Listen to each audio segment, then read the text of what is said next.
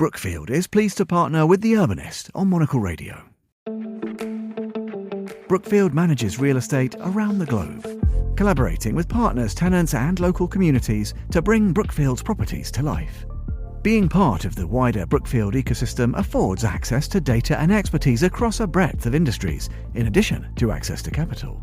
A leading portfolio of real estate, with a proven record of adding value beyond the buildings. Success built on relentless innovation, leading-edge sustainability, and the highest standards of design. The creation of places that enhance the very fabric of our communities. Brookfield, real estate reimagined.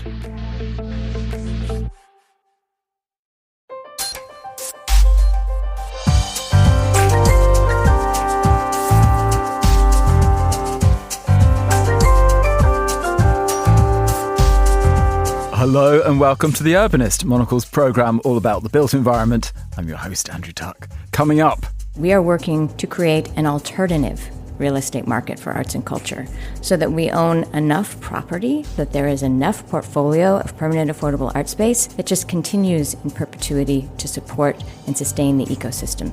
How can arts and culture boost a city's livability? Today we assess how the art sector can impact both a city's economic success and its cultural offerings. From the struggle to keep Melbourne's music venues afloat, to an event that brings a combination of performance and gastronomy to urban areas around the world. And a look at how cities can support their cultural spaces through creative land trusts. That's all ahead in the next 30 minutes right here on The Urbanist with me, Andrew Tuck.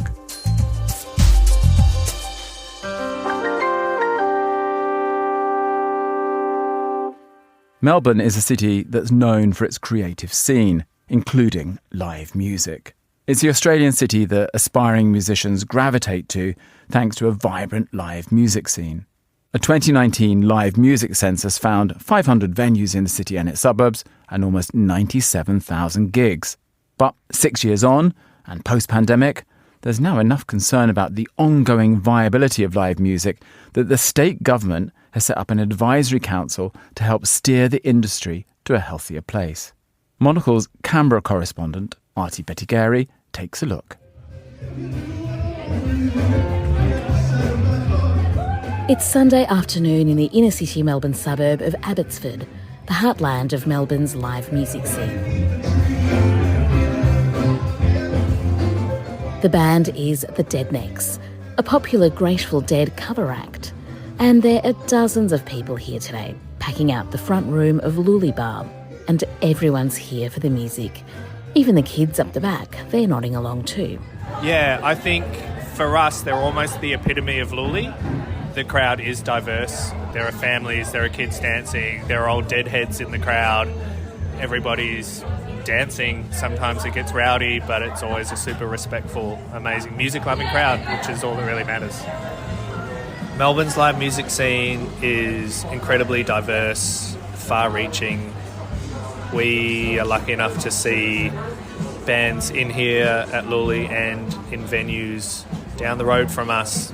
Like, there's probably half a dozen venues within 15 minutes walking distance that play all sorts of music, emerging to established, of every single genre you've heard of and never heard of.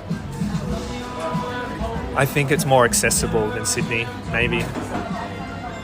I'm John Lee Farrell. I'm one of the owners who started Luli Tavern in Abbotsford in Melbourne. We had both travelled a fair bit overseas and sort of really fell in love with old taverns and dive bars in the United States, and love that idea of creating a neighbourhood bar always based around good music and friendly people. It was like one vinyl turntable and a good record collection, which we've still been building on for 10 years, so that's a good little treasure we've got behind the bar. Melbourne is Australia's live music capital, and Luli Bar is typical of Melbourne's dozens of live music venues, with a healthy base of patrons and supporters. But appearances can be deceiving. Small venues like Luli are at ongoing risk thanks to economic forces such as rising costs, falling revenues and competition from bigger acts. And there are flow-on effects for the music industry as a whole, particularly for newer artists trying to build a profile and a following for their music. There's a range of factors at play. COVID had a hugely detrimental impact on the industry. Since the pandemic began, 1,300 live music venues across Australia closed, including around 250 in Melbourne's home state, Victoria. And at the same time, a number of major music festivals closed down, including the long-running Blues and Roots Festival in Byron Bay, which had its last event in April. Also, steep rises in the cost of living have led punters to be more pragmatic about how they spend their live music dollars. People have limited funds, and if they're spending $350 on a big international act, they might not have $30 to go see a local show.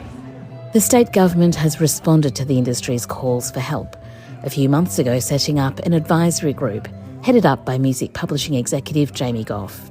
Yeah, it's the Victorian Music Industry Advisory Council, established by Minister Brooks and the Labor government to provide a health check on current policy and a review of what the government can do to assist the industry moving forward. We've only had one meeting so far, so it's very early days, but the task of the council really will be to filter through the myriad of issues that are facing the sector and provide government with advice and direction to base policy and funding decisions on. Melbourne's always been an amazing city with a thriving arts culture, and music is the centrepiece of this culture, and Melbourne's live music scene has traditionally been the strongest in the country. Overall, I would say it is still very healthy. You know, there's no shortage of tickets being sold, but that said, it sort of depends on what part of that live sector you focus on. You know, major concerts are being attended in record numbers, but attendances at smaller local venues are suffering.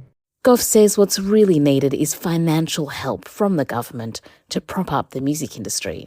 The music industry is a significant driver of value for the economy, yet it doesn't get the same treatment as sport or tourism, and I think this needs to change. So at a state level, the good news is that the government has established the council and is listening to the industry, and we have an opportunity to enact some systemic change in the music industry in the state. Back at the bar, Asia Taylor is Luli's booker. She and some friends discuss what it is that makes Melbourne's scene so unique. The best thing is when the bar is full of people that don't know what's going to happen, and then they like it. It's jaded. Yeah, and then there's our friend playing who's like this crazy, make you feel all of the feelings and really uncomfortable and really happy all at the same time. What's happening next? There was actually a guy that came outside after that show. It was on Monday for St. Patrick's Day. She wanted to play desperately, which I don't really know why. She loves four-leaf clovers is why. Afterwards, this guy I don't really know said to me, I have no idea what I just saw, but it was amazing. I don't know how to explain it to anybody. But anyways, we give everyone a go, that's for sure. But we are in the most incredible live music in the world, I think, in Melbourne. Some guy who's from San Francisco who's like, I thought that San Francisco had the best and the most live music in the world, but I think that it's in Melbourne because you can go out on a Tuesday and see a gig for free, and it'll be packed. Yeah, I love that. And like kind of whatever type of music you want to see. Yeah, we're very lucky. For Monocle in Melbourne, I'm Archie Bechagari.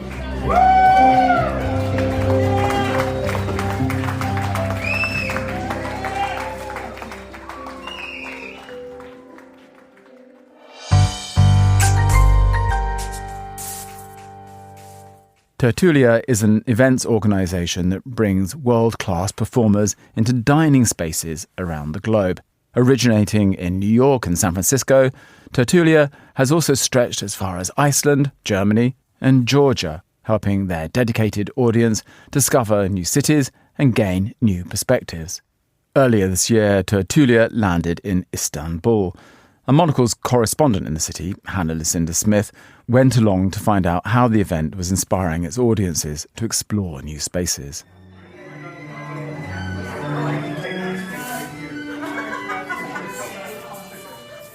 That's the sound of a group of world-renowned musicians tuning up and preparing for their performance. But we're not in a concert hall. We're in a neighbourhood coffee shop in Istanbul on a Sunday morning.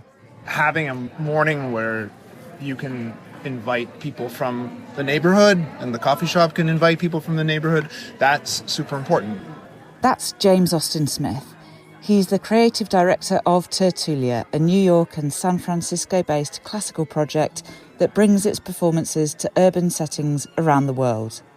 In previous years, it's gone to Reykjavik and Berlin. And this year, the project has come to Istanbul, bringing together musicians from the US, Europe and Turkey to perform both well-known works and compositions by local composers. And alongside events in some of the city's finest restaurants and bars, there was this performance, open to everyone, with the sounds of the coffee machine and the buzz of the city in the background.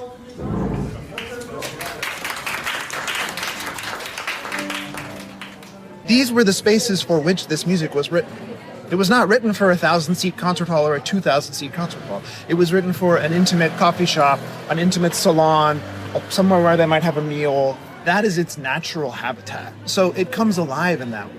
Tertulia exists anyway in urban environments in New York and San Francisco, but there is an element of a deeper understanding of a city through moving through that city, experiencing different spaces, experiencing cuisine from that place, and then in the best of possible worlds like we've had this weekend, also music from that place, whether it's music being written today or music that was written 100, 200 years ago.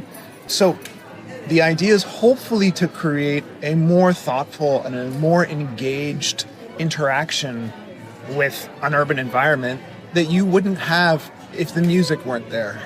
The music is the catalyst for that interaction and that engagement. As the chamber orchestra, violin, viola and cello play works by Mozart and Schubert, passers-by heading home from their morning run stop outside to listen. Some parents bring their tiny children in to watch, and they're captivated. This is as far from both the usual classical musical experience and the usual sounds of Istanbul as you can imagine. When you see the kids walking by, the motorcycle drives by, the bells go off nearby. In a way, that's music happening to us rather than us doing something to the music. The music is affecting all of us in a way, and we're placing it. We're giving it kind of a sense of place and a reality. What are you looking for when you're choosing a place to go? What are the specific characteristics or qualities that you're looking for in a city? Increasingly, for me, it's about layers. And I have to stop myself from kind of addressing each city in the same way, because of course they're totally different. But if you think about a city like Berlin and the history it has experienced, it's just an extraordinary way of engaging with a place. Interestingly, maybe happening kind of 100 years earlier than Berlin, right? If you think about Berlin, like its history of the 20th century versus Istanbul earlier. So I think it's looking for places that might be Istanbul more a little bit off the beaten path, let's say for our core American audience, and to give people an excuse to experience a place that they may not otherwise be inclined to do themselves. And for me, that's one of my favorite things when I talk to our audience members. It's like, well, I hadn't really thought to go there, but then I saw we were going, and I thought, why not? That's a great excuse to experience a place.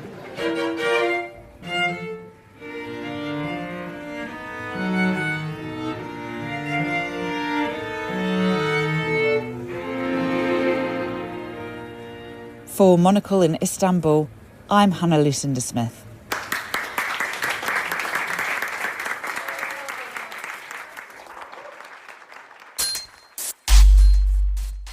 From the Sydney Opera House to Radio City Music Hall, cities around the world are proud of their landmark cultural spaces.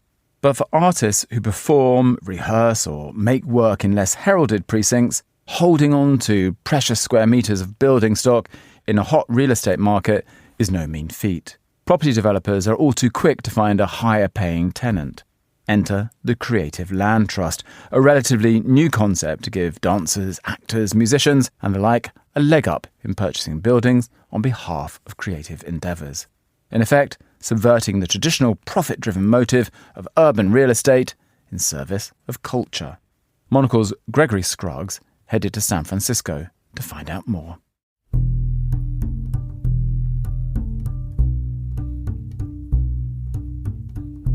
A bright red facade adorned with a neon pink marquee beckons at 80 Turk Street in San Francisco's gritty Tenderloin neighborhood. The 1922 Cabaret Building, and later pornographic film house, is now the home of an experimental theater called Counterpulse.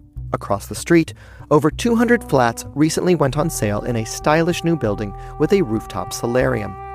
A similar fate might have been destined for the block where Counterpulse sits, but for a kind of divine intervention for practitioners of avant-garde contemporary dance trying to make it in a breathtakingly expensive property market like SF. In 2013, the Community Arts Stabilization Trust, or CAST, bought 80 Turk Street for $1.3 million.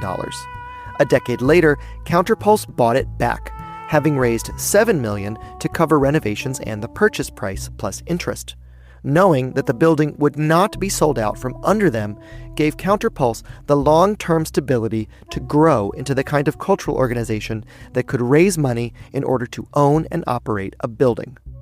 The Kenneth Rainin Foundation is the philanthropy that provided CAST with its seed money, and Counterpulse's mission is near and dear to the heart of CEO Shelley Trott, who I met inside the theater.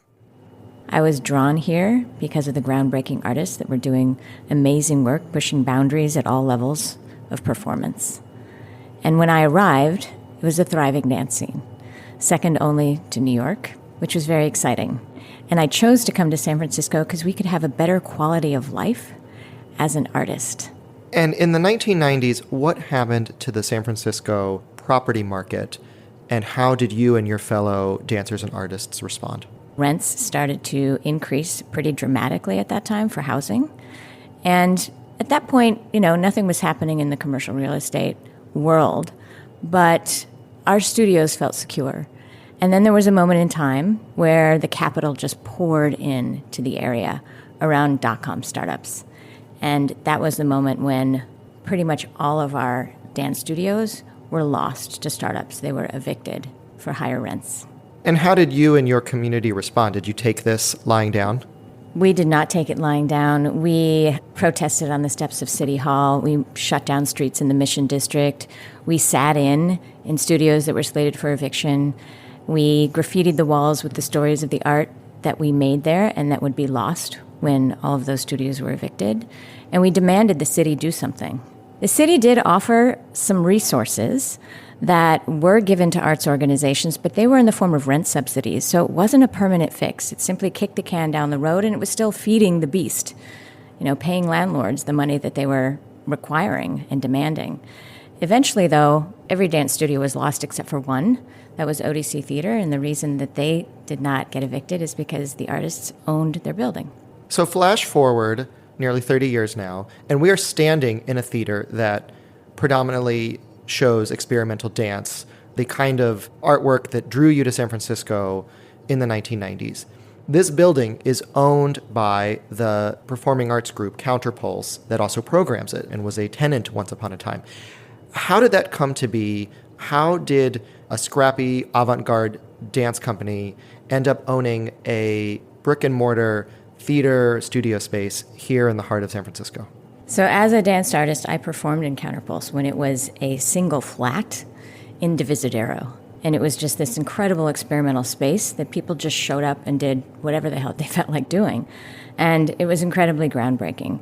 So flash forward when I'm now working in arts philanthropy, and we're on the precipice of another displacement crisis. And I go to my board of directors and I say, we can't be the kind of foundation that supports artists to come to these areas, these disinvested areas, and then when the capital starts flowing, they get pushed out. We have to do something differently. So we started to ask the people who were involved in some of the solutions in the dot-com boom displacement crisis, and they told us that the way to do that is to ensure that artists own the land beneath their feet and that they have the resources and the real estate to be sustained in perpetuity. There was one opportunity, this building we're standing in right now, this old, actually adult theater, that we saw was the perfect opportunity for Counterpulse. And we ended up, as part of one of the pilot projects for the Community Arts Stabilization Trust, which is what we supported to launch in 2013 to disrupt the cycle of displacement, to work with Counterpulse so that they could eventually tenant and purchase this property. You say that you are disrupting the cycle of displacement, but you're also doing it through the tools of the private real estate market. Is that not the case? We are doing it through the tools of the private real estate market. One of the things that I say about the Community Arts Stabilization Trust is that we are working to create an alternative real estate market for arts and culture so that we own enough property, and enough property is stewarded by arts and culture, that we continue to share it and transfer it to one another so that there is enough portfolio of permanent affordable art space that just continues in perpetuity to support and sustain the ecosystem here. Helsinki is a one-city government that got an early jump on the Creative Land Trust concept. I spoke to the head of the pioneering Finnish cultural center, Kapeli. He explained how a one-time donation of an old industrial site provided the necessary capital to grow a fixture in Helsinki's cultural scene. My name is Kai Huotari, so I'm the managing director of Kapeli, which is a cultural center in Finland that we run like what is called a creative trust here in the US. What exactly is Kapeli as a building, and how did it come to be a cultural space? So now we are operating 3 buildings, but the initial one was a cable factory that was previously owned by Nokia, and then when Nokia had to move away from that part of the town, then the city got ownership of the building and they were thinking what to do with it. While winding down the production, Nokia had already started to rent space from the building to artists and artisans and cultural organizations, and eventually they ended up lobbying for the building to remain in cultural use. And what happened in the beginning of the 1990s was that Finland fell into a terrible recession. And as the city didn't have actually any funds to finance the cultural center in a traditional way, they came up with this pretty innovative model so that they created a real estate company that was allowed to run the building as a cultural center. So basically, the company that they had just formed, they gave the ownership of the building. And by doing that, it made the company independent of the city's budget, because all of a sudden the company had an asset against which it could take bank loans, and with the bank loans it could start to renovate the building. And as we had already tenants inside, so we had revenue with which we could pay back the bank loans. And that's the model that we've been running now for almost 35 years. This facility has become an anchor for the creative sector in Helsinki, and an affordable one at that. How do you structure your financial relationships with your tenants, both the artists and the businesses that populate your buildings? So at Cable Factory, we have opted for what we call a shopping mall model. Basically, it's a flexible pricing model. In a shopping mall, you have these grocery store chains, and they can afford to pay the market rate rent. But then you need to have these small service providers, like hair parlors and nail studios and florists and so forth. But they maybe can't pay the same rent, but that's okay because you need to have them there in order to have a full-service shopping mall. So at Cable Factory, it's the same thing. So we have completely commercial creative industry companies. They pay the full market rate rent.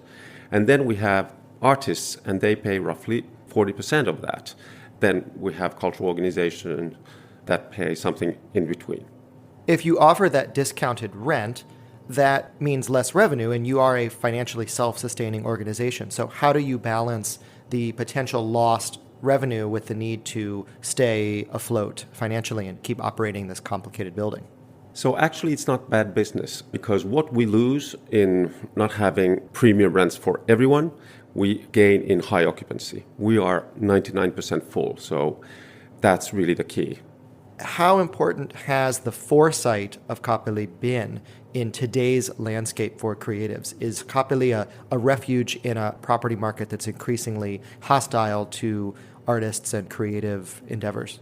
Definitely, Kapeli has become very important facility for the whole art sector in Helsinki because we have so much space. We have roughly 1 million square feet of space in Helsinki dedicated for artists, cultural organizations, and creative industries that has obviously then shaped as well the landscape. What is very important is that when we take over a building, we take it permanently in cultural use. We never talk about temporary use because that's sort of a self-fulfilling prophecy. So When we take over these buildings, we see that they have been temporarily in industrial use, and they are in much more sustainable use when they are in cultural use.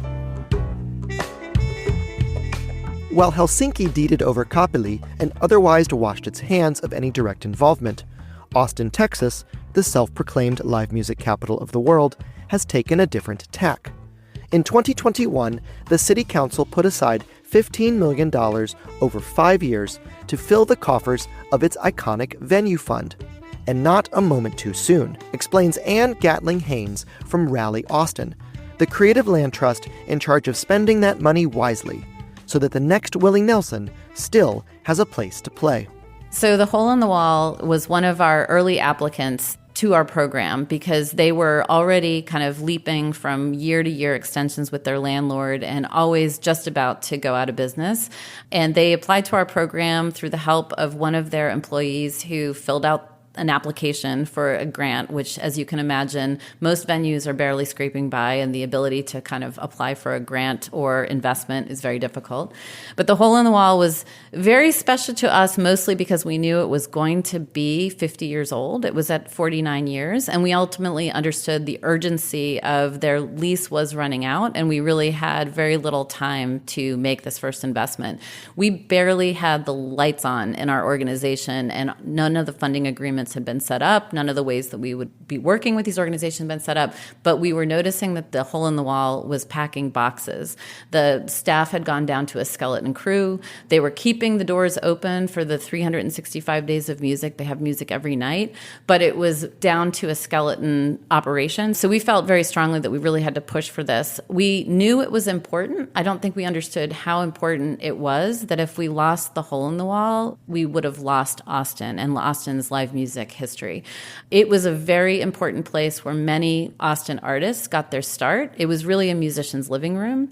And I think if we had really understood that piece of it, we would have, even though we did prioritize it, it was almost like we would have had to plan to start out of the gate with that, because that investment got lots of, not just press, but people coming from all over the community to say, I can't believe we almost lost Hole in the Wall again, and you all saved it. So it was very important to us that we were doing that investment. But what we realized is that it was very important for us to kind of essentially recognize that the pillars of the music community were the things that we now had to focus on, which means that we are starting to change the way we look at being available for urgency's sake, but ultimately trying to get at the core of the ecosystem of musicians, essentially our industry, which is sound engineers or other support staff to these venues. These are economic engines, and if we lose them, we lose not just part of our economic foundation as a city, but really our identity. A year ago last month, Hole in the Wall celebrated its Golden Jubilee with a packed calendar of live music 7 nights a week. And while Rally Austin only secured a 20-year lease extension, not a plan to actually acquire the storied venue, it has since funded property purchases for another live music venue, Empire Garage and Control Room, as well as a theater, the Austin Playhouse, and an art space called the Museum of Human Achievement. Back in the city by the bay, meanwhile, public radio station KALW is putting the finishing touches on a 9-story headquarters and independent media hub on a prominent corner in the city center, marking the second acquisition by Cast. That's the creative land trust that bought the old porno theater a dozen years ago. Taken together, these examples are proof that whether operating slow and steady or quick and agile, cultural land trusts are finding a way to keep creative life afloat in some of the world's most desirable cities. For Monocle in San Francisco, I'm Gregory Scruggs.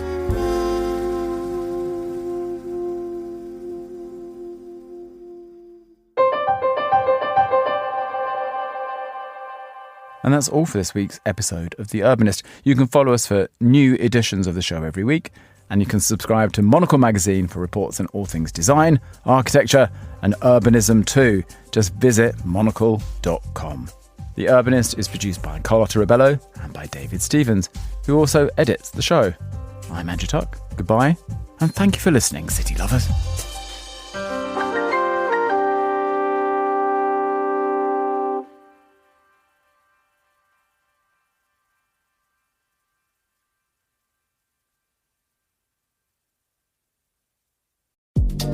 On The Urbanist, we're always asking what makes a city truly livable. This September, find some answers in Barcelona as Monocle hosts its annual Quality of Life conference. 3 days of panels, ideas and good conversation with global mayors, architects and policy pioneers, all over good food and a glass of something local. Find out more and book your seat at monocle.com/conference.